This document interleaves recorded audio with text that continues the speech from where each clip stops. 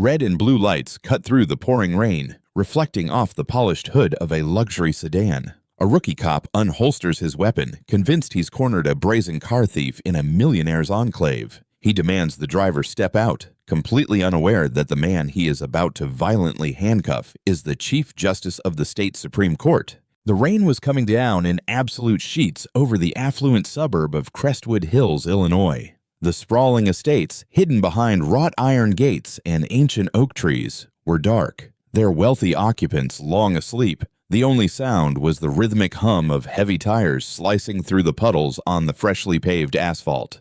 Behind the wheel of a flawless obsidian black Mercedes-Benz S-Class sat Dominic Hale. Dominic was a man who carried the weight of the world with an effortless, quiet dignity. He wore a bespoke charcoal Brioni suit, the tie already loosened around his collar after a grueling charity gala in downtown Chicago. His silver hair was neatly trimmed, and his posture, even when exhausted, was perfectly rigid. Dominic wasn't just a successful man, he was the Chief Justice of the state Supreme Court. He had spent decades navigating the brutal, sharp-elbowed world of the criminal justice system, first as a public defender, then as a highly feared prosecutor, and finally as a universally respected judge. But tonight, in the blinding rain, Dominic was just a black man driving an expensive car in a neighborhood where the police rarely expected to see him. Nearby, idling in the parking lot of a closed country club, sat a Crestwood Hills police cruiser. Inside were Officer Derek Harlan and his training officer, Corporal Elias Quinn.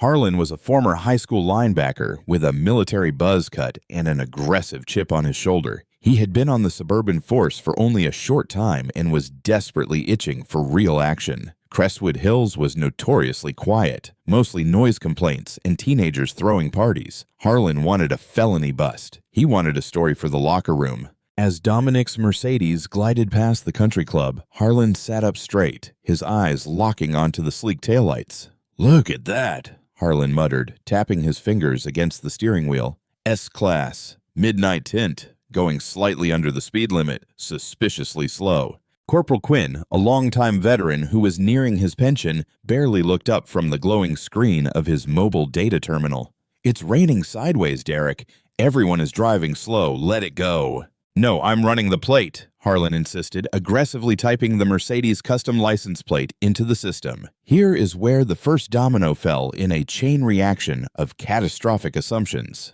Dominic had literally purchased the vehicle recently. He had transferred the vanity plates from his old BMW to the new Mercedes. But the Department of Motor Vehicles' statewide database had a known lag for luxury vehicle registrations to officially populate across all municipal servers. The computer on Harlan's dashboard pinged. A bright yellow banner flashed across the screen. "No record found/pending match." Harlan's pulse spiked. "Plates don't match the vehicle in the system. It's a phantom tag, Quinn. That's a stolen car." "Derek, the system is updating," Quinn sighed, rubbing his tired eyes. "Look at the neighborhood. It's probably just some hedge fund guy who bought it yesterday. Or it's a smash-and-grab crew from the city taking a joyride," Harlan snapped, shifting the cruiser into drive. "I'm initiating a stop. This is exactly how they move these high-end imports out of state." Before Quinn could talk him down, Harlan hit the sirens. Inside the Mercedes, Dominic sighed. The sudden burst of red and blue lights illuminated the leather interior of his car. He glanced in the rearview mirror, genuinely perplexed. He was well under the speed limit. His turn signals were functional, and his registration, at least the physical paperwork, was sitting neatly in his glove box. Dominic calmly engaged his right blinker and smoothly pulled the heavy vehicle onto the shoulder of the tree-lined road, shifting it into park. He turned off the engine, turned on the interior dome light, and rolled down his window. It was a routine he had taught his own sons decades ago. Hands visible on the steering wheel. No sudden movements. Wait for instructions. Dominic wasn't angry. He was just exhausted. He fully expected to hand over his credentials, receive a polite apology, and be on his way. He had no idea that Officer Derek Harlan was approaching the vehicle with his hand resting dangerously on the grip of his unholstered Glock. "Keep your hands exactly where I can see them," Harlan barked, his voice cracking slightly with adrenaline as he stopped just behind the driver's side door, shining a powerful tactical flashlight directly into Dominic's eyes. Dominic blinked against the blinding glare. "Good evening, officer. Is there a problem?" I said, keep your hands on the wheel, Harlan shouted over the pouring rain. Do not move. Dominic's deep, resonant voice remained perfectly level. My hands are on the wheel, officer. I am not moving. I am simply asking why I have been pulled over. Harlan edged closer, peering through the rain-streaked window. He saw Dominic, a black man in a high-end suit. In Harlan's biased, adrenaline-fueled logic, the suit was a prop, the car was stolen. The calm demeanor was a front. The plates on this vehicle don't exist in the system, Harlan ordered aggressively. Whose car is this? It is my car, Dominic replied, speaking slowly and clearly, the way one might speak to a volatile child. I purchased it recently from the dealership in Oak Brook. The registration paperwork is in the glove compartment. If you permit me, I will retrieve it for you. You aren't reaching for anything, Harlan snapped, his hand tightening on his weapon. Step out of the vehicle now. From the passenger side, Corporal Quinn approached, shining his own flashlight. Derek, take it easy, Quinn murmured. Let the man get his paperwork. But Harlan's authority had been questioned, and his ego was now in the driver's seat. I gave you a lawful order, Harlan yelled at Dominic. Step out of the car, keep your hands where I can see them, and turn around. Dominic Hale froze. In decades of practicing law, he had read thousands of police reports that started exactly like this. He knew the statistics. He knew how quickly a traffic stop in the dark could turn fatal. For a brief, fleeting second, Dominic considered loudly declaring his title. I am the Chief Justice of the State Supreme Court. But as he looked at the aggressive, trembling young officer shining a light in his face, a different instinct took over. The instinct of a man who wanted to see exactly how the citizens of his state were treated when they didn't have a badge or a gavel to protect them. Very well, Dominic said softly. He slowly opened the door and stepped out into the freezing, torrential rain. The rain instantly soaked through Dominic's expensive suit, chilling him to the bone. He stood tall, towering over Officer Harlan by a good 3 inches, his posture impeccably straight despite the downpour. Turn around and place your hands on the roof of the car, Harlan commanded, stepping forward and aggressively grabbing Dominic's left arm. Dominic's jaw tightened at the physical contact. The sheer indignity of it burned, but his discipline held. He turned smoothly, placing his hands flat against the wet, cold roof of his own vehicle. Officer, Dominic said, his voice dropping an octave, carrying the authoritative timbre that routinely silenced crowded courtrooms. I strongly advise you to check the temporary registration taped to the bottom right corner of the rear windshield before you escalate this any further. I don't need advice from a car thief, Harlan sneered, kicking Dominic's legs apart to widen his stance. The young officer roughly patted him down, his hands clumsily searching the tailored pockets of the suit. He pulled out Dominic's leather wallet and tossed it onto the hood of the police cruiser behind them without looking at it.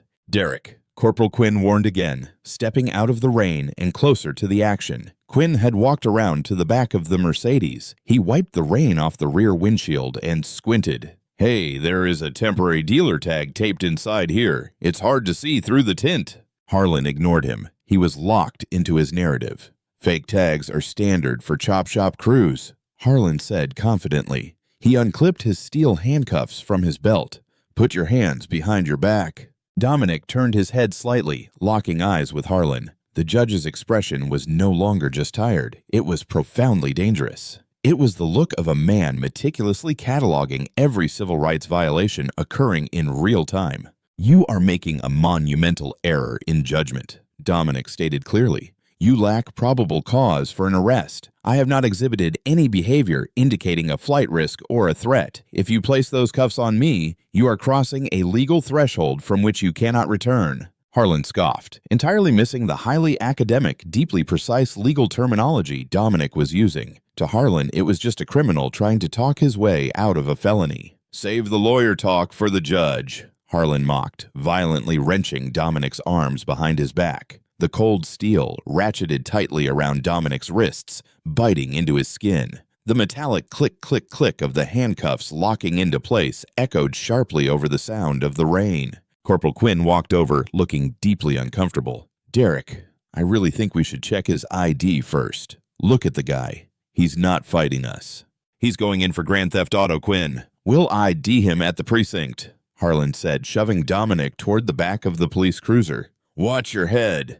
Harlan didn't bother to shield Dominic's head as he forced him into the hard plastic back seat of the squad car. Dominic slid awkwardly onto the slick bench, his arms painfully pinned beneath his own weight. The door slammed shut, sealing Dominic in the claustrophobic, heavily sanitized scent of the cruiser. Through the wire mesh dividing the front and back seats, Dominic watched as Harlan and Quinn argued silently in the rain. Quinn was pointing at the wallet on the hood of the cruiser. Harlan aggressively waved him off, grabbing the wallet and shoving it into his utility pocket without opening it. Harlan was entirely focused on the prize, the stolen Mercedes. He called for a tow truck to impound the expensive vehicle. Dominic sat in the darkness, water dripping from his silver hair into his eyes. His wrists throbbed. He took a slow, deep breath, centering himself. The anger was there, a hot, roaring fire in his chest, but he suppressed it beneath decades of judicial temperament. He wasn't going to fight this on the side of the road. He was going to fight this in the light of day. He was going to let Officer Derek Harlan dig his grave as deep as he possibly could.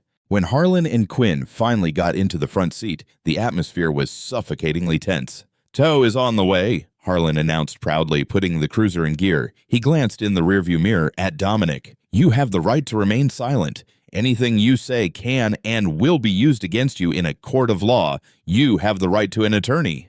Harlan rattled off the Miranda warning with the board-practiced rhythm of a TV cop. Dominic didn't say a single word. "Nothing to say now," Harlan taunted as they drove toward the precinct. "You were pretty chatty out there in the rain. What? Did you think dressing up in a nice suit was going to fool us? People from your side of the city don't belong in Crestwood Hills unless they're up to no good." Corporal Quinn flinched in the passenger seat. "Derek, shut up," Quinn hissed under his breath. "Just drive." "What? I'm just telling the truth." Harlan defended himself. Dominic memorized the exact phrasing of Harlan's words. "People from your side of the city." The implicit bias was so thick, it was suffocating. Dominic lived in a multi-million-dollar estate less than a mile from where he was pulled over. He paid the property taxes that funded Harlan's salary. The drive was short. They pulled into the Sallyport of the Crestwood Hills 4th Precinct, a brightly lit modern facility. The garage doors rolled down behind them with a heavy metallic thud, trapping them inside. Harlan hauled Dominic out of the back seat. Dominic's suit was ruined, plastered to his body, his wrists bruised and swelling. "Walk," Harlan ordered, grabbing Dominic by the bicep and steering him through the heavy steel doors into the booking area. The precinct was quiet. A few officers milled about, drinking stale coffee. Behind the raised wooden booking desk sat Desk Sergeant Lang, a heavy-set man who looked like he'd rather be anywhere else. "What do we have, Harlan?" Lang asked, not looking up from his paperwork. "Grand theft auto," Harlan announced, his voice practically booming with pride. "Caught him red-handed driving a stolen S-Class down Willow Creek Road. Phantom plates, textbook chop shop runner." Lang finally looked up. His eyes landed on the tall, drenched, distinguished black man standing in handcuffs. Lang's brow furrowed. He squinted. There was something intensely familiar about the man's face. He had seen it on the news. He had seen it framed on the wall of the mayor's office. "Harlan," Lang said slowly, a pit of dread suddenly forming in his stomach. "Did you ID this suspect?" "He refused to hand it over in the car," Harlan lied smoothly. "I have his wallet right here. Haven't opened it yet." Harlan pulled the soaked leather wallet from his pocket and tossed it onto the raised desk. "Open it." Dominic spoke for the first time since he had been placed in handcuffs. His voice was deathly quiet, but it commanded the immediate attention of every single person in the room. The casual chatter of the other officers instantly died. Sergeant Lang reached for the wallet with trembling hands. He flipped it open. Sitting behind a clear plastic window was a solid gold star-shaped badge. Next to it was a laminated state identification card. Lang read the name. Then he read the title. The blood completely drained from the sergeant's face, leaving him looking like a ghost under the harsh fluorescent lights. Lang slowly looked up from the wallet, his eyes wide with absolute, unadulterated terror. He looked at Harlan, who was standing there with a smug grin. And then he looked at the man in the handcuffs. "Harlan," Lang whispered, his voice shaking. "Do you know who this is?" Officer Derek Harlan rolled his eyes, utterly oblivious to the tectonic plates shifting beneath his career. "It's a stolen ID, Sarge. Probably pulled it out of a judge's house during a burglary. Just process him." "It is not a stolen ID, you absolute fool," Lang hissed, standing up from his desk. He held the gold badge up as if it were a live grenade. "This is Dominic Hale. He is the Chief Justice of the State Supreme Court. He lives in the gated community on the north end of Willow Creek." The words hung in the sterile, fluorescent-lit booking room like a death sentence. The two other officers milling by the coffee machine stopped dead in their tracks. A heavy, suffocating silence descended over the precinct. Corporal Elias Quinn, who had just walked through the Sallyport doors, heard Lang's pronouncement. The color drained from Quinn's face. He staggered backward slightly, his back hitting the concrete wall. Decades of service. So close to a pension. All of it flashing before his eyes because he couldn't control a hot-headed rookie. Harlan's smug grin finally faltered. He looked at the drenched man standing before him, his arms awkwardly pinned behind his back.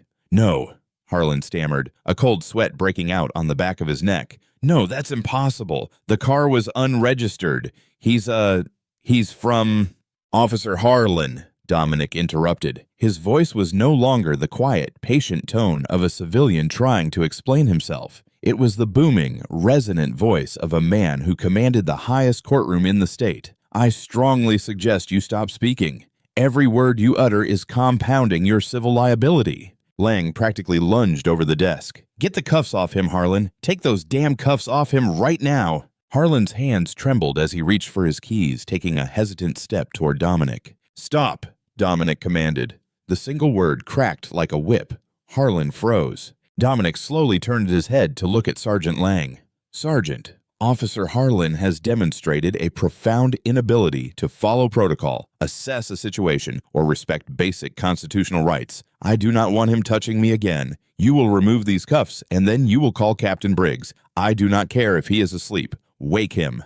Lang scrambled around the wooden desk, his keys jingling frantically. "Yes, Your Honor. Right away, Your Honor. I am so deeply sorry for this." Lang's hand shook as he inserted the small key into the steel cuffs. With a double click, the metal jaws snapped open. Dominic slowly brought his arms forward. He rubbed his raw, bruised wrists, his eyes never leaving Harlan. The young officer was pale, his chest heaving as the adrenaline of the arrest was rapidly replaced by the sheer terror of consequence. "Corporal Quinn," Dominic said, turning his gaze to the veteran officer trembling by the door. "Yes, sir, Your Honor," Quinn stammered, standing at rigid attention. "I advised you to check the temporary registration tape to the rear window. Did you see it?" Quinn swallowed hard, his Adam's apple bobbing. "Yes, Your Honor, I saw it. I told Officer Harlan it was there. And yet you stood by and allowed a junior officer to illegally detain, assault, and kidnap a citizen under the color of law," Dominic stated, his tone mercilessly precise. "Your proximity to retirement does not absolve you of your duty to intervene, Corporal."